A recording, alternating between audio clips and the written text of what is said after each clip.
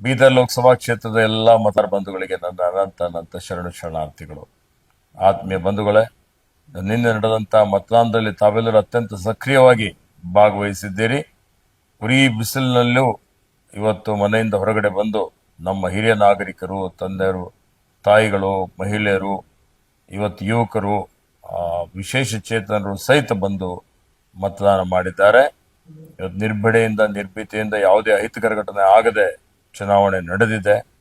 ಅದರಲ್ಲಿ ವಿಶೇಷವಾಗಿ ಕಾಂಗ್ರೆಸ್ ಪಕ್ಷದ ಅಭ್ಯರ್ಥಿಯಾದಂಥ ಸಾಗರ್ ಖಂಡ್ರೆಯವರ ಪರವಾಗಿ ಸುಮಾರು 15 ದಿವಸದಿಂದ ಸಾವಿರಾರು ಜನ ಕಾರ್ಯಕರ್ತರು, ಹಿರಿಯ ಮುಖಂಡರುಗಳು, ಶಾಸಕರು, ಮಂತ್ರಿಗಳು, ಮಾಜಿ ಶಾಸಕರುಗಳು, ಪಕ್ಷದ ಪ್ರಮುಖ ಎಲ್ಲ ಅಧ್ಯಕ್ಷರು ಮತ್ತು ಪದಾಧಿಕಾರಿಗಳು, ಎಲ್ಲರೂ ಮುಂಚೂಣಿ ಘಟಕದ ನಮ್ಮ ಪದಾಧಿಕಾರಿಗಳು, ಇವತ್ತು ಸಾರ್ವಜನಿಕರು ಸಹಿತ ಅನೇಕ ಜನ ಸ್ವಯಂ ಇಚ್ಛೆಯಿಂದ ಸ್ವಯಂ ಪ್ರೇರಣೆ ಬಂದು ಅವರ ಪರವಾಗಿ ಮತಯಾಚನೆ ಮಾಡಿದ್ದಾರೆ.